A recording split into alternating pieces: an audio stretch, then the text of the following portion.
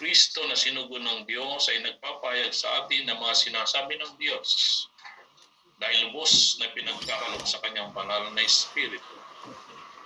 Mahal na Ama ang kanyang anak, mahal ng Ama ang kanyang anak at ipinailalim sa kapangyarihan niya ang lahat. Ang sumasampalataya sa anak ng Diyos ay may buhay na walang hanggan. Ngunit ang hindi sumusunod sa kanya ay hindi magkakaroon ng buhay na walang hanggan, kundi mananatili sa kanya ang galit ng Diyos. My dear brothers and sisters, the gospel of our Lord Jesus Christ. Praise to you, Lord Jesus Christ. Purihin ang ating Diyos na buhay. Kaway-kaway po mga kapatid. Yan.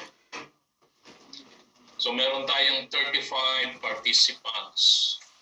Muli isang mapagpalang gabi po sa ating at mga kapatid. I'm so happy and blessed sapagkat muli tayong nagkasama-sama dito sa lugar na ito ng South UK or UK South, including London chapter, and our sponsor for tonight, our brothers and sisters from Basingstoke, from Andover, from Sheffield.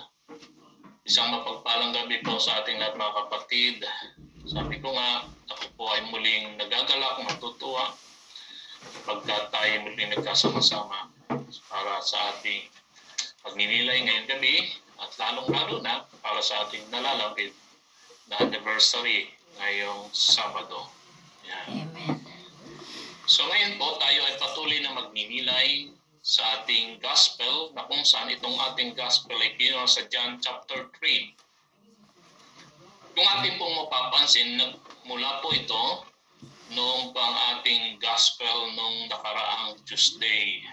Kung ating pong babalikan ang ating mga readings mula po noong Tuesday, kung saan kinuha ito sa John chapter 3, at ang sabi doon sa verses 7 to 15, Jesus said to Nicodemus, "You must be born from above." Si Nicodemus ay isang Fariseo, isang teacher of the law na nakipagkita kay Jesus in the middle of the night, sa gabi. Bakit? Kasi palihim siyang tagasunod ni Kristo. Siya isang Fariseo at bagamat siya isang Fariseo, naniniwala siya sa turo ni Jesus at siya ay lihim na tagahanga ni Jesus. Kaya pinunta niya si Jesus ng gabi upang hindi siya makita ng kapwa niya mga Fariseo sapagkat siya ay ipe-persecute itong si Nicodemus. Kaya mga Fariseo, sila yung considered as teacher of the law. Sila yung talagang mga dalubhasa sa kautusan. Pero itong si Nicodemus ay naniniwala sa itinuturo ni Kristo, kaya lihim niya itong pinupuntahan sa oras ng gabi upang hindi siya makita ng kanyang mga kasamahan. At isa sa naging discussion nila ay kung paano ba isisilang na muli. Yan, no? Kaya nga, yung kanilang naging usapan ay, "You must be born again." Yan ang sinabi ni Jesus kay Nicodemus. So literal na inunawa ni Nicodemus yun. Kaya ang sabi niya, paano isisilang na muli? Kailangan bang bumalik ako sa sinapupunan ng aking ina upang muli akong isilang? Yan. Ang ibig sabihin naman ni Jesus dito, you must be born again in the Spirit. Yan. Kaya ang sabi dito ni Jesus, the wind blows where it wills and you can hear the sound it makes. But you do not know where it comes from or where it goes. So it is with everyone who is born of the Spirit. And then yung ating pong gospel ng Wednesday, karugtong pa rin noong John chapter 3, na kung saan kinuha naman ito sa verses 16 to 21, ito yung ating gospel kahapon. Na alam natin ang famous, one of the famous Bible verse in the Bible is John chapter 3 verse 16, which is, "For God so loved the world that He gave us His only begotten Son." Yeah. That whoever believes in Him will not perish but must have eternal life. Yeah. Ito yung ating gospel kahapon, no? Karugtong ng ating gospel noong Tuesday. At sinabi dito ni Jesus, "For God did not send His Son into the world to condemn the world, but the world might be saved through Him." believes in him will not be condemned, but whoever does not believe has already been condemned because he has not believed in the name of the only begotten Son of God. Yeah. Sinasabi doon na mga maniniwala, sila yung tatanggap sa ating Panginoong Kristo bilang Panginoong tagapagligtas at sila yung mga maliligtas. No? Pero yung mga hindi maniniwala, yung mga hindi tatanggapin ng ating Panginoong Hesus, sila yung mga mapapahamak. Yeah. Siyempre, hindi naman gusto ng Diyos na tayo ay mapahamak sapagkat ang gusto niya tayo ay maligtas sapagkat mahal tayo ng Diyos, pero meron tayong free will. Kung ayaw natin na maligtas, hindi tayo kayang iligtas ng Diyos. No? Kasi kailangan tayo makipag-cooperate sa habag-hatawan ng Diyos. Hindi tayo pwedeng maligtas kung ayaw natin na tayo maligtas. Hindi tayo kayang iligtas ng Diyos. Kaya ang sabi doon, for God so loved the world that He gave us His only begotten Son, so that everyone who believes in Him might not perish but might have eternal life. Then, pagdating naman ngayong araw na ito, Thursday, karugtong pa rin yung ating gospel na kinuha sa John chapter 3 na nag-umpisa man sa verses 31 to 36, yung katatapos lang nating binasa. Pero yung in-between, kung inyong mapapansin, yung verses 21, doon natapos yung ating gospel kahapon, yung John chapter 3 verses 16 to 21, and then ngayon naman yung verses 31 to 36. Yung verses 21 to 31, ang nagsasalita na po doon ay walang iba kundi ito po yung tinatawag na John the Baptist testimony about Jesus. Yan. Nasusundan po ba natin? Importante ito. Kung nung una, si Jesus nakikipag-usap kay Nicodemus, at ang sabi niya doon, you must be born again in the Spirit. At ang sabi niya doon, that for God so loved the world, that He gave us His only begotten Son. Si Jesus mismo ang nagsasalita kay Nicodemus. Pagdating sa verses 22 up to 30, si John the Baptist na po ang nagsasalita tungkol sa patutuon niya kay Jesus. Yan, no? Kaya kung meron kayong Bible, pwede nyo tingnan. Sapagkat ang ating pong binasa ngayon, na verses 31 to 36, ay si John the Baptist na po ang nagsasalita. At ang sabi niya rito, sinabi pa ni Juan na si Kristo ay nagmula sa langit, kaya dakila siya sa lahat. Yan, no? Yung mga nakaraan, ang nagsasalita ay si Jesus. Dumula sa verses 7 to 15 and the following. Si Jesus ang nagsasalita personally, referring to Nicodemus, para maniwala si Nicodemus sa kanya that you must be born again. At sinabi doon ni Jesus that for God so loved the world, siya mismo ang nagsasalita noon. Pero ngayon, ito ay patutuon na ni San Juan Bautista. Allow me to read yung verses 22 to 36. Bago tayo dumating doon sa verses 31 to 36. After this, Jesus and His disciples went out into the Judean countryside where He spent some time with them and baptized. Yan. Pabasahin ko na lang po sa Tagalog, para mas lalo nating maunawaan. Pagkatapos nito, pumunta si Jesus at ang mga tagasunod niya sa Judea na natili sila roon at nagbautismo ng mga tao. Ibig sabihin, nagbabautismo si Jesus, nagbabautismo rin si Juan during that time. Pero alam natin na ang unang nagbautismo ay si Juan Bautista at siya pa nga ang nagbautismo kay Jesus doon sa Ilog Jordan. Pero kung babasahin ngayon natin ang konteksto ng John chapter 3 verses 22 and the following, ito yung hindi isinama sa ating pagbasa ngayong araw nito para maunawaan natin kung bakit ganito yung ating pagninilayan. At ano ang sabi? Si Jesus at si Juan, magkasama na sila ngayon na nagmiministeryo sa pamagitan ng pagbabautismo. At ang sabi rito sa ating verses na babasahin sa John chapter 3 verses 22 and the following. Pagkatapos nito, pumunta si Jesus at ang mga tagasunod niya sa Judea. Meaning to say, si Jesus at ang mga alagad niya sa Judea ay nagpunta, nanatili sila roon at nagbautismo ng mga tao. Nagbabautismo rin si Juan sa Enon, malapit sa Salim, dahil maraming tubig doon. Pumupunta sa kanyang mga tao upang magpabautismo. Hindi pa nakakulong doon si Juan.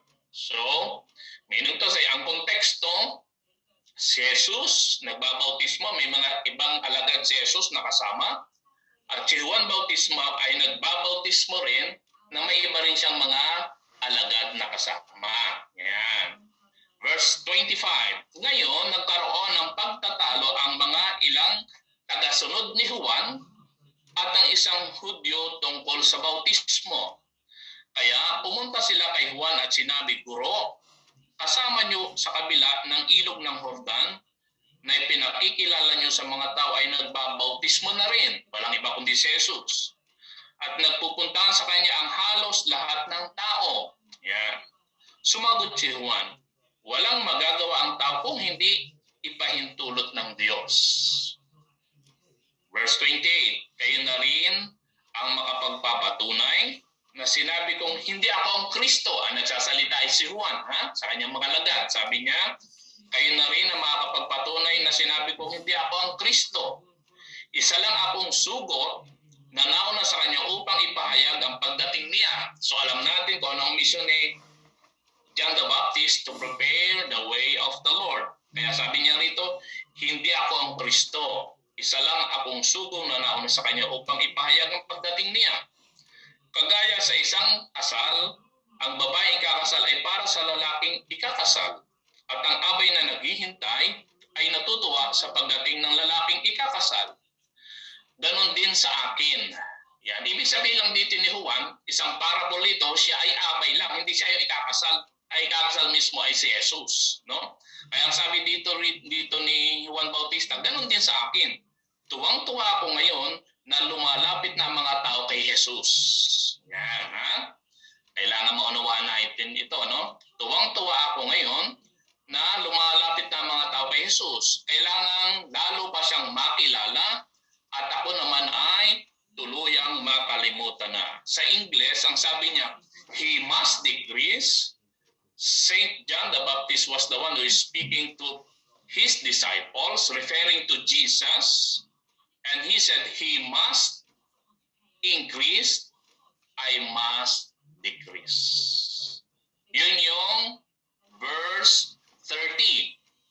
Yung binasa natin ay verse 31. Yan. Kaya ang sabi sa ating binasa, the one who comes from above is above. Yan. Sinabi pa ng Juan, si Kristo ay nagmula sa langit, kaya dakila siya sa lahat.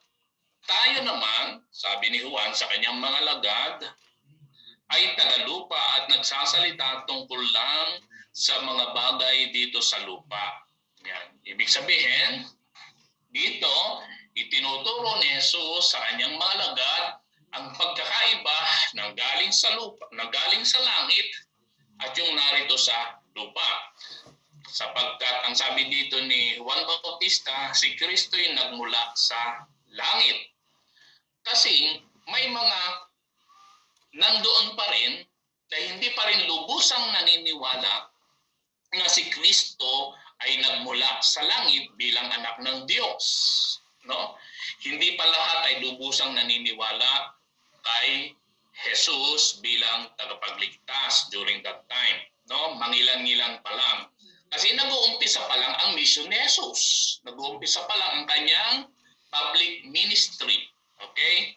Ngayon, ang sabi dito ni Juan Bautista, si Kristo ay nagmula sa langit kaya dakila siya sa lahat. Tayo naman, sabi ni Juan Bautista sa kanyang mga kaharap na mga alagad niya, ay mga tagalupa, nagsasalita tungkol lang sa mga bagay dito sa lupa.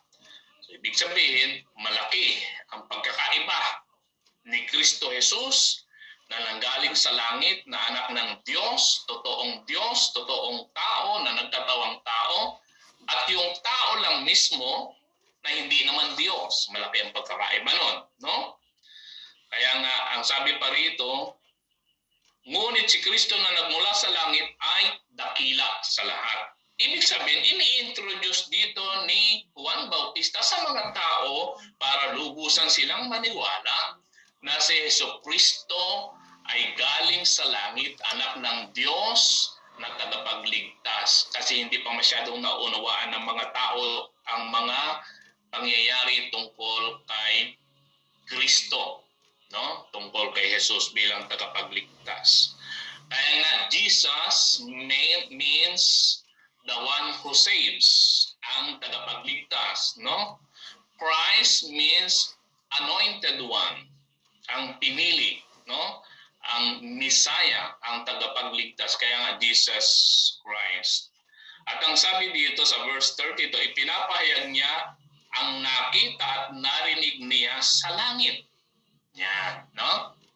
So, ang sabi dito ni Juan Bautista, ipinapahayag niya ni Jesus ang nakita at narinig niya sa langit. Kasi galing siya dun sa langit. Ibig sabihin, iba ang nakikita at naririnig sapagkat ang langit ay pinanggalingan ng Diyos kung saan doon nakaluklok ang ating Diyos Ama. At para nga tayo ay maligtas, ipinadala ang kanyang bugtong na anak na si Jesus. Yan. Kaya ang sabi dito sa ating binasa, ipinapahayag niya ang nakita, no? Nakita with his own eyes at narinig niya sa langit. Ngunit ilan lang ang naniniwala sa kanyang pahayag. Yan yung sinasabi ko kanina. Na hindi lahat ay naniniwala during that time sa sinasabi ni Jesus at sa ginagawa ni Jesus. Sapagat ang sinasabi at ginagawa ni Jesus ay yung kanyang nakita at narinig mula sa langit na kung saan nandoon ang kanyang Ama. So meaning to say, binabakapan ni Juan Bautista ang magiging mission ni Jesus sapagkat alam ni Juan Bautista na matatapos na ang kanyang mission. Mag-i-exit na siya. Kasi tapos na ang kanyang mission. Ang kanyang mission lang ay only to prepare the way of the Lord. So, ngayong unti-unti na pumapasok si Jesus sa kanyang pagmiministeryo, si Juan Bautista naman ay unti-unti nang lumalabas doon sa eksena. Kasi siya ay supporting actor lang, hindi siya ang actor. He is only supporting actor. Nakikita ko na humihina ang aking internet. Nakikita ko, no? Marahil napapansin nyo rin. Yan ang isang magiging problema natin ngayon dito. Kaya dapat i-update itong ating internet dito sa Vision House. Okay, let's go on. By the way, nasusundan nyo ba? Kaway-kaway ang inyong kamay kung nasusundan ninyo, ha? Opo. Okay, importante po ito. Importante itong ating pinagninilayan ngayong gabi. Kasi bawat isa sa atin ay katulad ni Juan Bautista. No? Ikaw at ako ay may misyon katulad ni Juan Bautista. Ano ang sabi pa rito ni Juan Bautista? Ipinapahayag niya ang nakita at narinig niya sa langit, ngunit ilan lang ang naniniwala sa kanyang pahayag. Ilan lang talaga. Konti lang.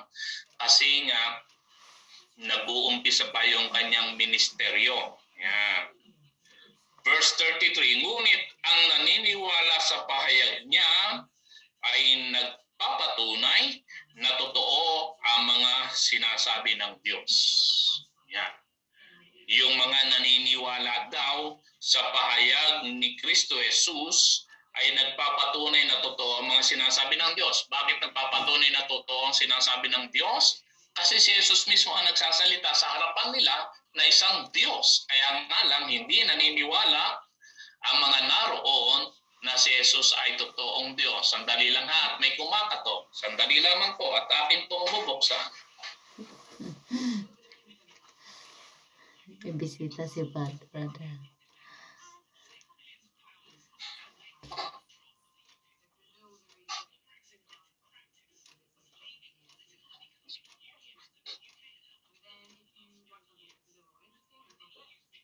Praise God, hallelujah. Okay, purihin ang Diyos. Kaway-kaway muna tayo, ano? Kasi may dumating pong council dito sa ating mission house. Okay. So, tuloy tayo ngayon. Ang sabi sa ating binasa,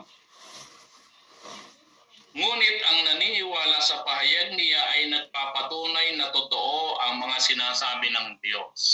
Yan. Ang nagsasalita pa rin dito ay si Juan Bautista, no? Si Juan Bautista pa rin. Ini-introduce niya sa mga tao ang magiging misyon ni Jesus, kung siya nanggaling, ang pinanggalingan ni Jesus ay langit. Kaya kung siya ay nanggaling sa langit, bumaba sa lupa, aakyat uli siya sa langit. Kasi ang sabi ng Bible, ang umakyat lang sa langit ay nanggaling sa langit. Yan. Walang iba kundi si Jesus. Yan. Ngunit, ang naniniwala sa pahayag niya ay nagpapatunay na totoo ang mga sinasabi ng Diyos, sapagkat si Kristo na sinugo ng Diyos ay nagpapahayag sa atin ng mga sinasabi ng Diyos dahil lubos na ipinagkaloob sa Kanya ang banal na Espiritu. Yan. Dito ngayon tayo pansamantalang mag-i-stop at magninilay sa ating guiding question na kinuha natin sa verse 34. Yan. Ano yung ating magiging guiding question ngayon? Kung ating pong mababasa, paano po natin maibabahagi sa ating kapwa ang kabutihang ating naranasan mula sa salita ng Diyos? Yan.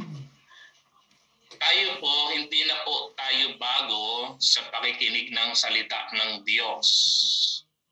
Ever since, kahit wala pa pong Zoom, wala pa tayong ganitong platform, nagkaroon lang tayo ng ganitong platform na magkaroon ng pandemic since 2020.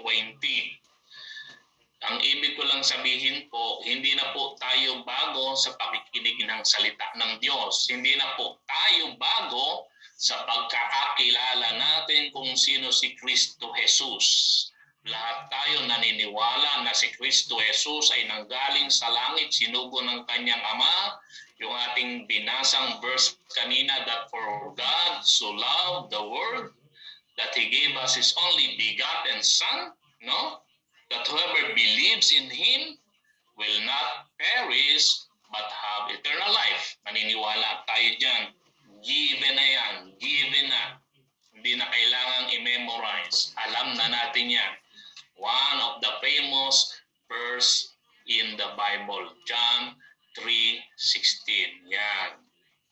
Kaya ang sabi dito ni Juan Bautista, sapagkat si Kristo na sinugo ng Diyos ay nagpapahayag sa atin ng mga sinasabi ng Diyos dahil lubos na pinagkaloob sa Kanya ang banal na Espiritu.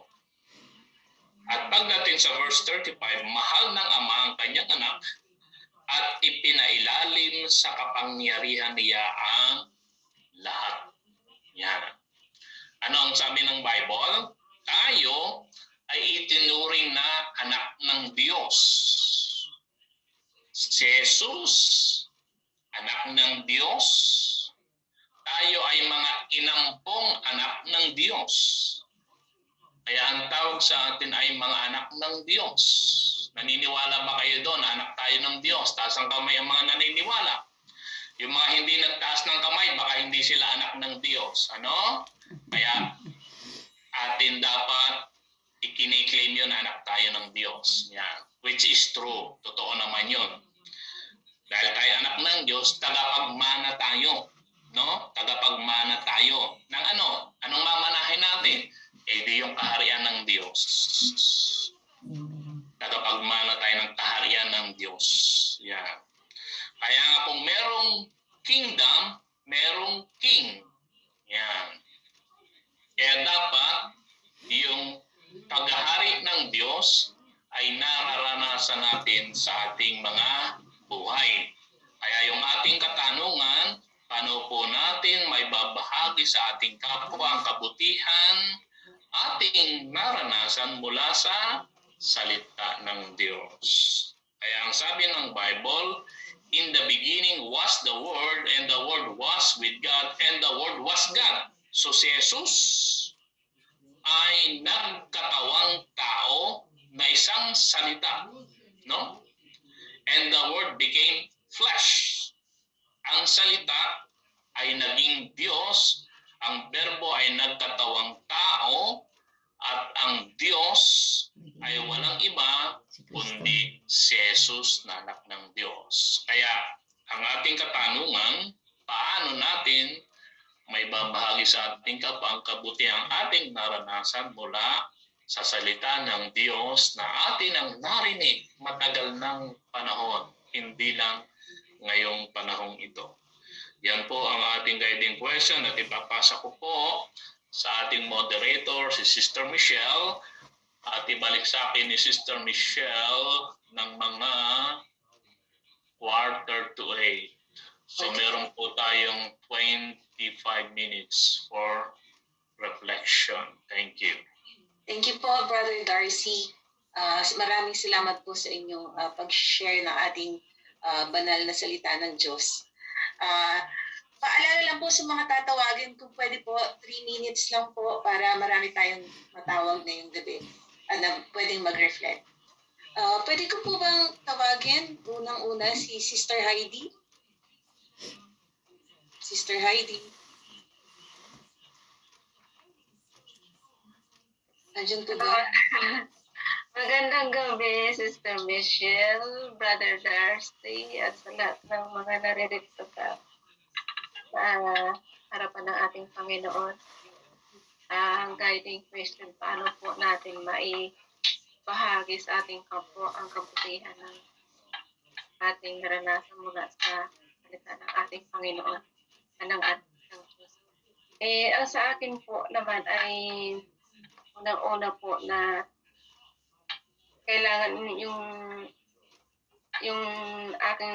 mga salita ng Diyos na aking natanggap ay isinishare ko din po sa katulad sa mga pamangkin ko po, sa mga kapatid ko po, at ganoon din po sa work ko na i-share ko din po kung ano po yung na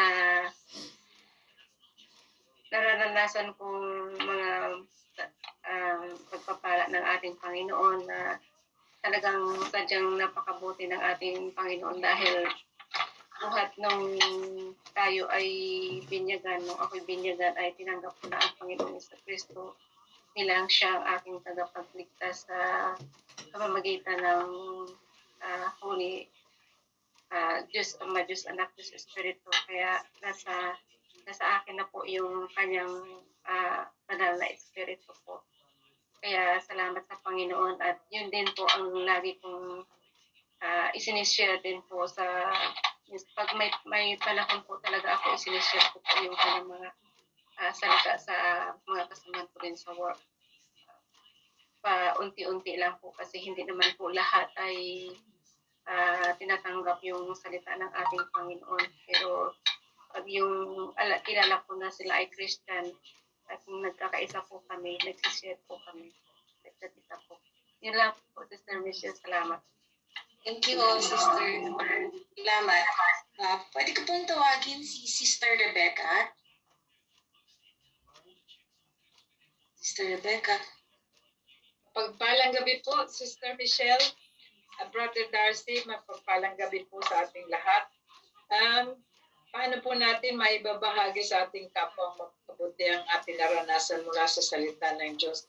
Para po sa akin, may bahagi ko lang sa aking kapwa ang kabutihan na aking naranasan mula sa salita ng Diyos sa pamamagitan po ng sharing din.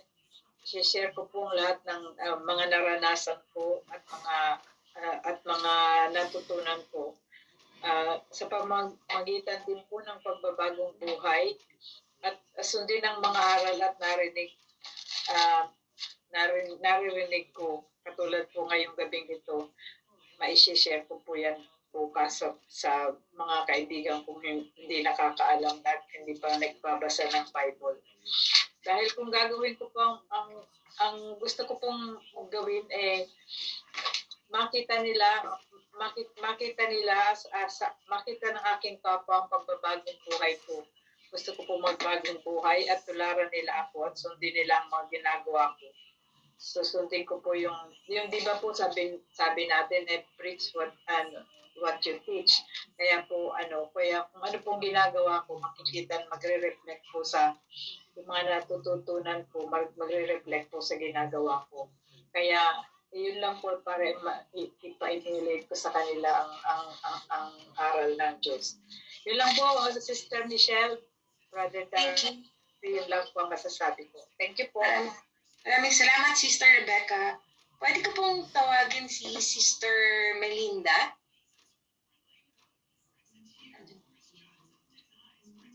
Sister Melinda po. Orlando. Okay. Good evening po. Thank you, Sister Michelle. Magandang gabi po sa lahat. Magandang gabi, Brother Darcy. Ako naman po, salamat sa Diyos at nabigyan ng pagkakataon. Kanina po umaga nagkikwentuhan kami ng kapatid ko, ng mga kapatid ko. So, paano ko po ba paano po natin maibabahagi sa ating kapwa ang kabutihan ng ating naranasan mula sa ating Panginoong Diyos. Ako po kasi mahirap po talaga pag yung pamilya sa pananampalataya, bilang ako po na nagtitiwala sa Diyos na sa nangyari sa kuya ko. So ipinapaliwanag ko po na nabigyan pa siya ng isang pagkakataon na binuhay siya ng Panginoon kasi hindi siya naniniwala. So bilang ako po na nakakapakinig ng salita ng Diyos, sabi nga ni Brother Darcy, hindi lang, matagal na.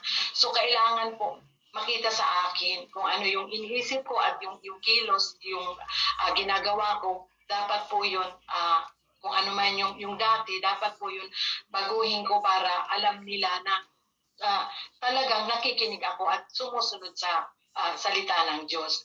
Yun lang po, marami pong salamat, Sister. Maraming salamat, Sister Melinda. Pwede ko pong tawagin si Sister Marjo Loriosa. Sister Marjo. Isang mapagpalang gabi sa ating lahat, Brother Darcy, at sa lahat, lalong-lalo na sa ating Panginoong Jesus. Para sa akin po, may share ko lang dito, it depends sa aking experience. As of now po, yung kapatid ko, may nakilala pong isa siyang Iglesia ni Cristo. Every time na kumakain kami ng kapatid ko, hindi siya, pag kami ay nagpipray, hindi siya nagtatouch ng pagkain dahil pinag-pray namin.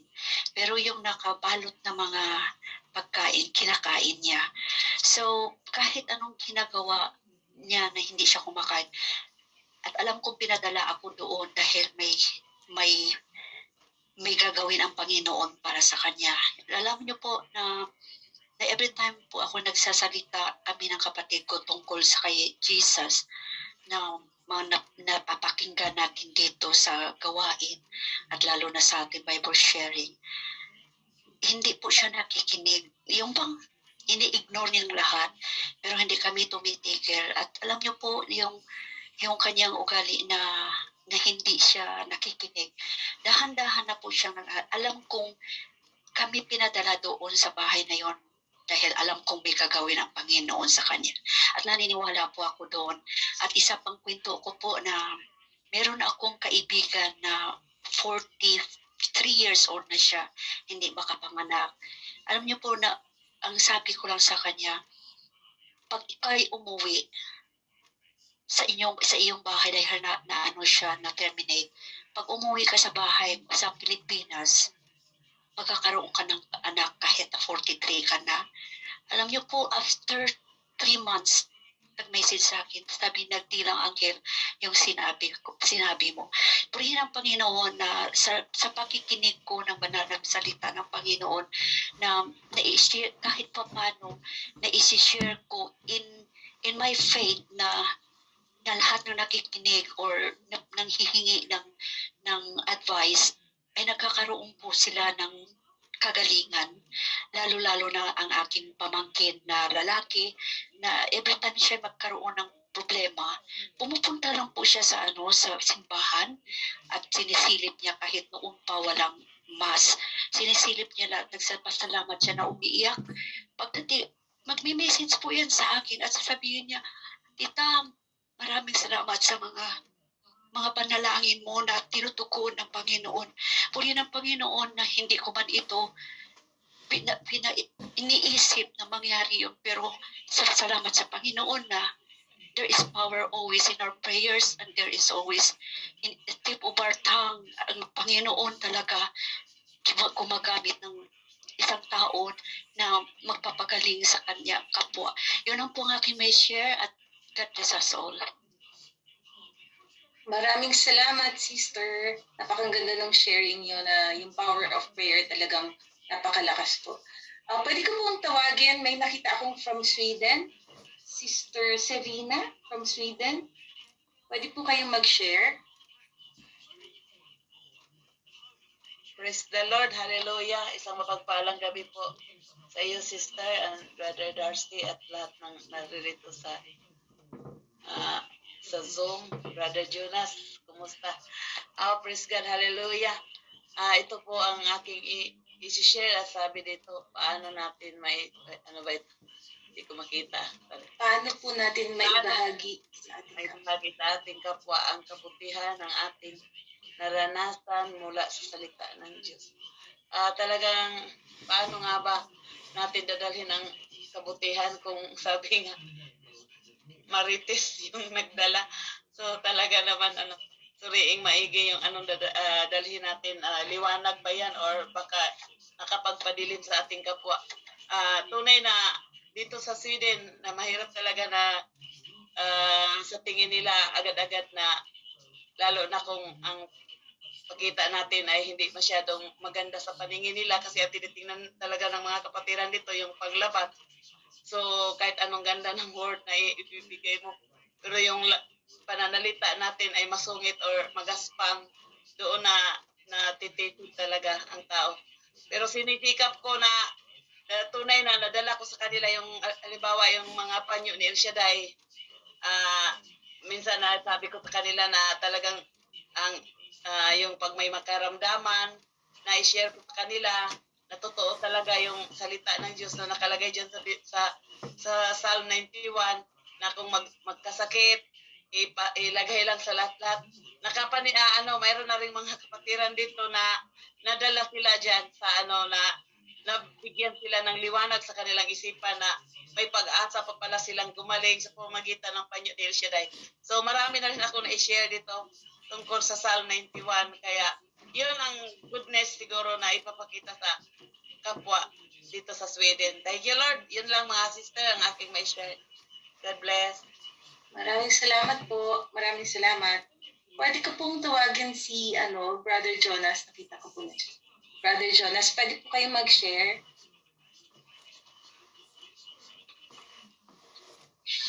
Purihin ng Panginoon, mapagpalang gabi po sa ating lahat.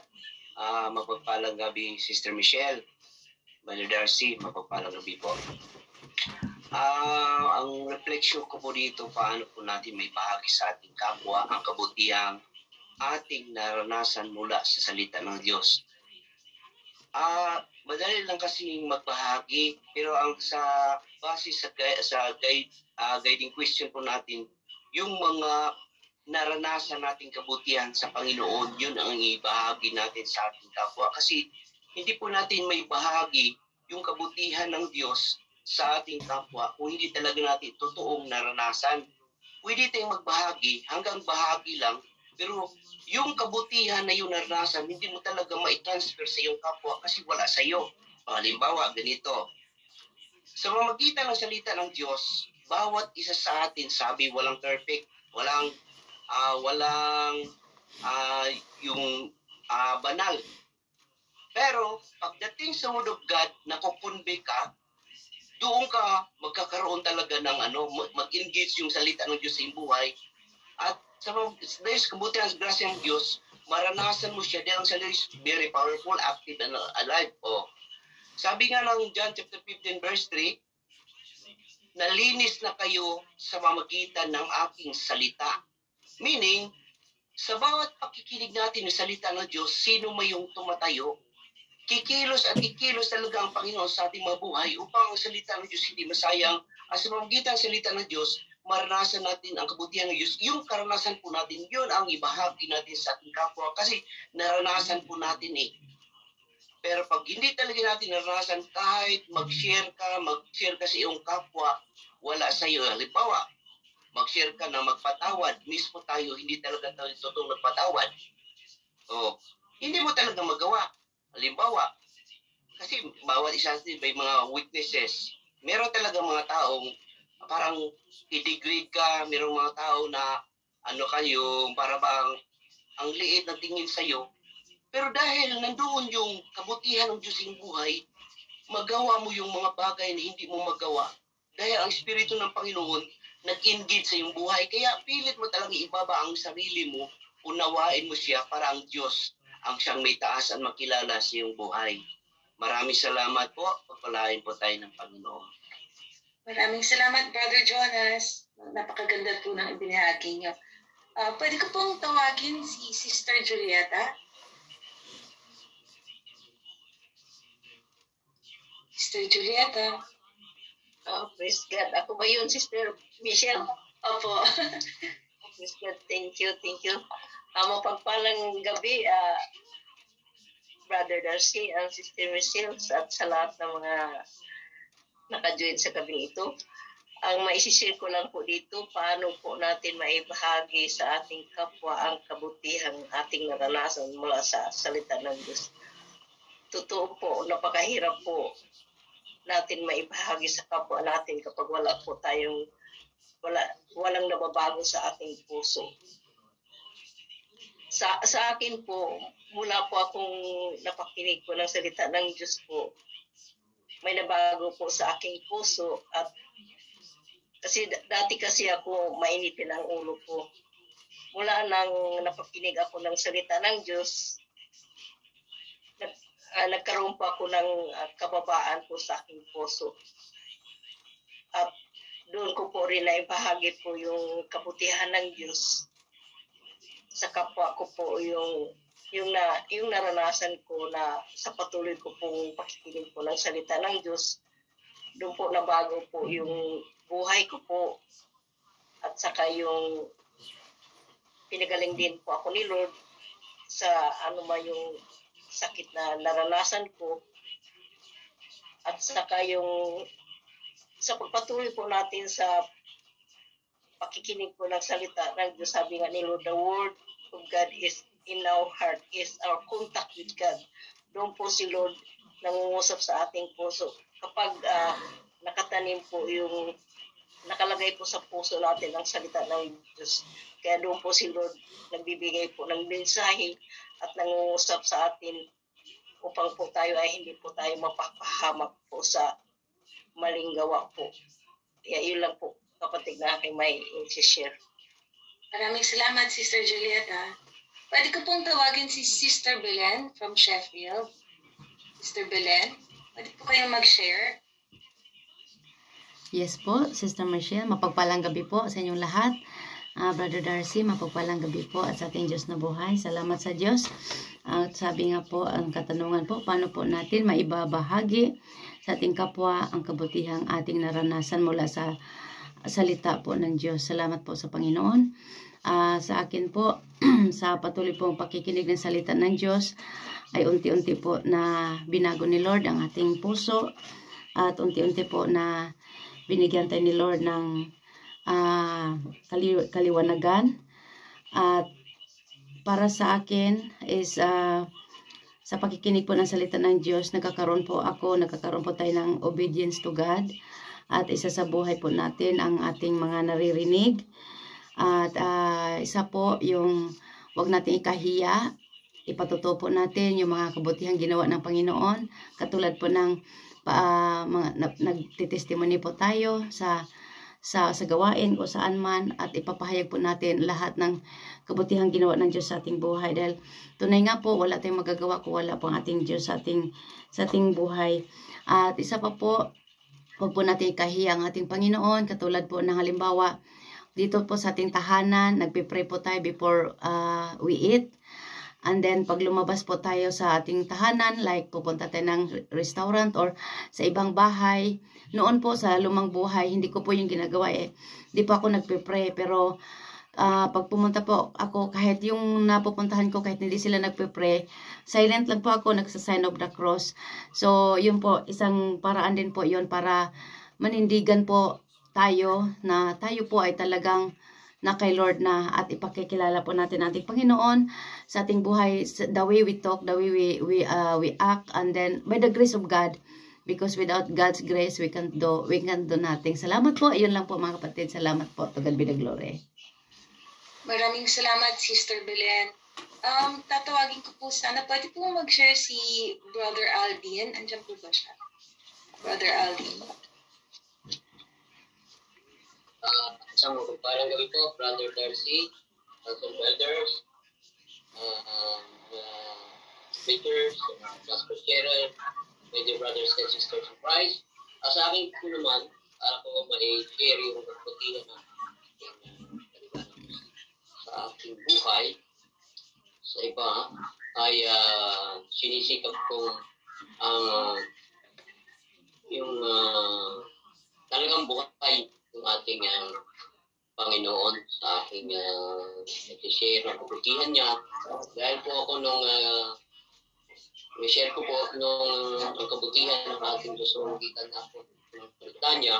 Yung ako po ay grade 1, 7 years old. Ako po ay nalunod sa Mindoro. Halos ako po ay mamatay. Kaya patuloy ko pong isineshare yung kabutihan ng ating Panginoon sa ating buhay, ating kapwa. At dito po sa London, yung last 2 years ay ako po ay nabundol ng bicycle at ako na may bumagsak po sa palitada, sa ground. At ako po ay ito, buhay na buhay pa rin. Kaya aking po lagi pinapadato ay yun nga po na sabi nga po the Bible declares in John chapter 1 verse 1, in the beginning was the Word, and the Word was with God, and the Word was God. So, buhay po ang ating Diyos at yun po ay sinishare ko na talagang ating Diyos ay tapat sa kanyang mga pangako that He will never forsake us or leave us. Ilan po, and God bless us all. Maraming salamat, Brother Aldin. Babalik ko na po sa inyo, Brother Darcy, at magka-quarter to 9 na po. Thank you, Sister Michelle. At maraming salamat sa ating lahat ng nagbahagi ng ating refleksyon. Tama po lahat ng ating mga ibinahagi. Maganda, tama, mabuti, sapagkat yun talaga ang naranasan natin. Hindi mo pwedeng sabihin na hindi tama kasi ikaw yung nakaranas. Kaya ngayon ang kagandahan na yung naranasan natin ang salita ng Diyos, ang kabutihan ng Diyos sa ating buhay. Kaya kung ano yung nating naranasan, pwede natin itong may bahagi. Kasi nga, you cannot give of what you do not have. Kung naranasan mo yung pag-ibig sa iyo ng Diyos, nadala ng salita ng Diyos, naranasan mo yung pagpapatawad mula sa Diyos, so ikaw mismo, dapat ay may babahagi mo itong pagpapatawad na ito kasi naranasan mo yun. Naranasan mo yun. Ngayon, naranasan mo na ikaw ay minahal ng Diyos sa kabila ng makasalanan tayo. So dapat nandun din yung pagmamahal natin sa ibang tao. Kahit alam natin itong mga tao ay nagkamali sa atin. Kasi naranasan natin yun mula sa Diyos. Mula sa sinasabi ng salita ng Diyos. Kaya yung ating pinagninilayan, yung si Jesus mula sa langit, nakikita niya yung ginagawa niya, naririnig niya na siya ay sinugo ng kanyang ama, kaya dapat yun yung binabahagi niya dito sa lupa na nararanasan natin dahil tinanggap natin si Jesus bilang Panginoon at tagapagligtas. But human as we are, may mga pagkakataon pa rin na pumapalpak tayo. May mga pagkakataon pa rin na natutokso pa rin tayo. May mga pagkakataon pa rin na nandun pa rin yung ating mga kahinaan. Pero dapat nag-grow na tayo. Dapat yung mga ganong pagkakataon, kung dati yung iyong control sa sarili mo ay lagi kang na-out of control, dapat ngayon nakokontrol mo na. Kaya nga, yung ating guiding question ay patuloy na magpapalaala sa atin yung kahalagahan ng salita ng Diyos na naririnig natin kung paano natin ito mababahagi sa ating kapwa, yung kabutihang naranasan natin mula sa salita ng Diyos. Ang sabi doon ay kabutihang naranasan. Kasi ang dala ng salita ng Diyos ay kabutihan. Kaya nga, good news. Good news, hindi bad news. At lalong hindi fake news. No? Kaya hindi na dapat tayo pinagmumula ng mga fake news. At lalong hindi tayo pinagmumula ng mga bad news. Yan. Dapat graduate na tayo sa pagiging ano ang latest. No? Ayaw kong banggitin yung specific name. Unfair naman yun sa may pangalang Marites. Yan. Dapat graduate na tayo doon. No? Hindi na tayo dapat pinagmumula ng mga ganong bagay. Kasi tapos na tayo doon. Ngayon, kung hindi pa tayo natatapos sa ganoong lebelo, abay magnilay muna tayo at mag-isip ng 1, 2, 3, mag-isip-isip, 1, 2, 3. No, mag-isip-isip. Dapat. Kasi kung hindi, yung salita ng Diyos ay tumatalbog-talbog lang. No? Nagbabounce lang yun, nagbabounce.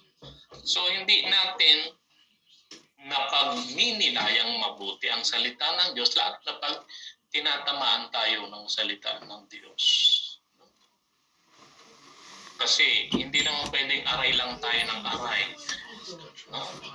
At hindi naman natin laging pwedeng isisi doon sa nagpipreach na lagi tayong pinatatamaan. No? Alam niyo, mahirap po yung mga preacher, ang katayuan ng preacher. Kasi kapag may tinatamaan, ang isip nila sila ay pinatatamaan ng salita ng Diyos.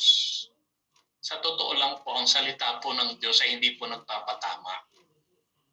Ang salita ng Diyos ay nagtatama ng mali. Ayan. Dahil ang salita ng Diyos ay makapangyarihan at tulad ng tabak na magkabila ay talim. Yan ang sinasabi ng Hebrew chapter 4 verse 12. Tumatagos ito sa kasukasuan, sa buto, sa isipan ng tao. Naghihiwalay ng kanyang espiritu at kaluluwa.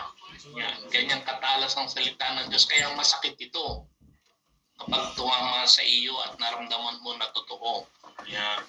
Kaya wag po tayong maghihinanakit o magtatampo sa mga nagpipreach tungkol sa Word of God at isipin natin na tayo ang pinatatamaan. Kasi kapag inisip po natin na tayo ang pinatatamaan, on the other hand, guilty po tayo. Magpasalamat nga po tayo at mayroong nagpapaalala sa atin na nagbabahagi ng salita ng Diyos. Kaya huwag nating isipin na tayo ay pinatatamaan, kundi tayo ay itinatama ng salita ng Diyos. Yan, no? Kaya yung ating challenge sa ating pagninilay ngayong gabing ito ay yung sinasabi pa rin ni San Pablo sa mga taga Filipos. Yan, kung meron kayong Bible, open your Bible in the letter of St. Paul to Philippians. Ang sabi dito ay shining as stars. Magliwanag kayo katulad ng isang bituin na laging nagliliwanag. Magsilbi kayong ilaw na nagliliwanag. Allow me to read. Ano ang sabi niyan? Philippians chapter 2 verses 12 to 13. Dalawang verses na ito which is very, very important to us. Ang sabi niya dito, therefore, my dear friends, as you have always obeyed, not only in my presence, but now much more in my absence. Sabi niya rito, sa kanyang sulat sa mga taga-Pilipos, yung isang maliit na community sa lugar ng Greece. Ang sabi niya, mga minamahal, kung paanong lagi ninyo akong sinusod noong magkakasama pa tayo, sabi ni San Pablo sa mga taga-Pilipos, lalo sana kayong maging masunurin kahit ngayong malayo na ako sa inyo. Yan. Anong kanyang sinasabi sa sulat? Continue to work out your salvation with fear and trembling. No? Napakaganda nun, no? Ang sabi niya, sikapin ninyong ipamuhay ang kaligtasang tinanggap nyo at gawin niyo ito ng may takot at paggalang sa Diyos. Meaning to say, lahat tayo po ay naligtas na. Lahat tayo ay iniligtas na. Past tense, ha? Naligtas, iniligtas nino ni Jesus. Ipinakita yan sa ating binasa that for God so loved the world that He gave us His only begotten Son, that whoever believes in Him will not perish but must have eternal life. Lahat tayo naniniwala na si Jesus ay anak ng Diyos, nagtitiwala tayo sa Kanya, tinatagot natin siya at bilang Panginoon tagapagligtas. Naligtas na po tayo more than 2,000 years ago sa krus ng Kalbaryo. But that salvation is not passive. It is active. Kaya ang sabi dito ni St. Paul sa mga taga-Philippians, work out your salvation with fear and trembling. Nanginginig ang sabi doon. No? Na may takot at paggalang sa Diyos. Work out. Ipamuhay ang kaligtasang tinanggap. So we need to work out our salvation. No? Yes, iniligtas na tayo more than 2,000 years ago. Pero yung salvation na yon is not passive. We need to work out because salvation is active. Kaya ang sabi ng Bible, faith without action is dead. So, si St. Paul sumulat sa mga taga-Pilipos upang ipaalala, no? Na yung kaligtasang natanggap ay dapat ipamuhay na may takot at paggalang sa Diyos. So yan ang dahilan kung bakit lagi tayo nagkakaroon ng ganitong pagninilay, paulit-ulit na ipinapaalala sa atin ang salita ng Diyos. Sapagkat sinasabi na ipamuhay natin ito, work out. Don't be complacent. Maaaring sabihin natin, wala naman ako Brad ginagawang masama. Yes, that's good. But the question is, may ginagawa ka ba namang mabuti? Iba yun. No? Wala kang ginagawang masama, pero wala ka rin namang ginagawang mabuti. Magkaiba yun. Kaya we need to work out our salvation with fear and trembling. Ituloy natin yung pagbasa. Yung verses 13, anong sabi doon? Ng Philippians chapter 2, verse 13. For it is God who works in you to will and to act according to His good purpose. O, kita nyo, ang ganda nun. Kaya dapat lagi tayo nakikipag-cooperate sa biyaya ng Diyos. Sabi ko nga kanina, hindi tayo pwedeng maligtas ng Diyos kung ayaw nating maligtas. Yan. Kaya ang sabi niya doon, sapagkat ang Diyos ang siyang nagbibigay sa inyo ng pagnanais at kakayahan para masunod nyo ang kalooban ng Diyos. Totoo naman yun. Ang Diyos ang nagbibigay sa atin ng kakayahan at pagnanais para makasunod tayo sa kalooban ng Diyos. Kaya kailangan natin makipag-cooperate sa habag at awa ng Diyos. Kaya hindi natin pwedeng gawing sangkalan ang lagi nating sinasabi na ang Diyos ay mahabagin at maawain. That's true. Totoo yung given na yun. Pero wag nating gawing sangkalan na ang Diyos ay laging mahabagin at maawain. No? Ang Diyos naman ay mahabagin at maawain, mauunawaan naman niya ako. Huwag natin gawing sangkalan yun. Huwag natin gawing sangkalan yun. No? Yes, God is merciful. God is compassionate. Pero huwag natin gawing sangkalan yun. We need to work out our salvation with fear and trembling. Yan. No? Yan yung challenge. Kaya yung ating guiding question ay patuloy na ipinapaalala sa atin yun. Yung may bahagi sa ating kapang kabutihan na naranasan mula sa salita ng Diyos. No? Kabutihan, bakit? Sapagkat ang salita ng Diyos ay nagdadala ng kabutihan. Yan. Kaya we need to work out. Kasi human as we are, sabi ko nga, may mga pagkakataong pumapalpak, may mga pagkakataong nagkakamali. Meron tayong strength and accomplishment, tulad ng formation na binigay ko last Easter Sunday, meron tayong strength and accomplishment. At the same time, meron tayong weaknesses and mistakes. Pero dapat nangingibabaw doon yung strength and accomplishments. Sa ating weaknesses and mistakes, dapat nangingibabaw yung strength and accomplishment by the power of the Word of God in us. And that is why we need to work out our salvation with fear and trembling. Huwag maging complacent. Huwag maging complacent. At huwag laging panghawakan yung salita na ang Diyos ay mahabagin at maawain. Yes, given na yun. That's already given. Alam na natin yun. But on our part, we need to work out our salvation with fear and trembling, sapagkat alam natin si Jesus lang ang ating pag-asa. Jesus, tangi ikaw.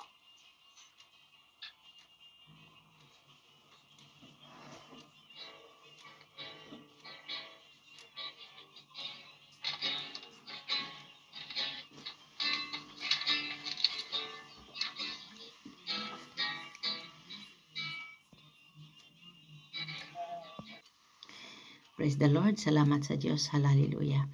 Salamat po sa Panginoon sa kapahayagan po niya sa gabi pong ito, sa mga nag-sharing at sa mga binahagi po ng ating mahal na DIBAS, kundi si Brother Darcy from Milan chapter. Maraming salamat po. Napakaganda po ng kanyang pagbahagi ng mensahe ng ating Panginoon. Atin nga po ang katanungan, paano po natin maibabahagi sa ating kapwa ang kabutihang ating naranasan mula sa salita ng Diyos. Kasi ang salita ng Diyos mismo si Kristo, naging tao, at siya ay Diyos, naging tao, at siya ay salita, galing sa Ama. At kung ating tinatanggap po ang salita ng Diyos, mismo si Kristo, magkakaroon po ng pagbabago ang ating buhay. Sa lumang buhay, tayo yung mga walang pakialam sa kapwa, pero ngayong nandito na tayo sa ating Panginoon, nakakilala na po tayo sa Kanya, nagkaroon po tayo ng concern sa ating kapwa. So, naging matulungin, naging mahabagin sa kapwa. At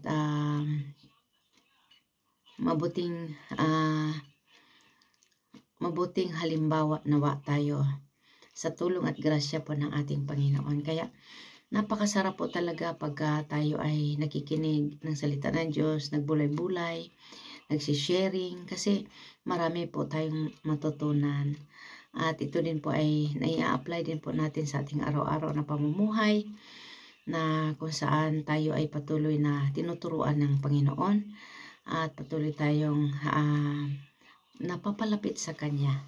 Kaya maraming salamat po, at sa lahat po na nakikinig, pagpalain po kayo ng ating Panginoon, at salamat po sa mga nag-subscribe na. Salamat po ng marami sa inyong lahat, pagpalain kayo ng Panginoon. At sa mga hindi pa po nag-subscribe, please subscribe po ninyong mga higala, mga prayer buddies, kaibigan, prayer partners. Salamat po sa inyong suporta at mga panalangin, at anuman po ang inyong mga prayers ay pagpalain ng ating Panginoon at tugunin din. Amen and amen in Jesus' name. Sa pangalan ng Ama, Anak at ng Espiritu Santo. Amen and amen. Salamat po. Thank you.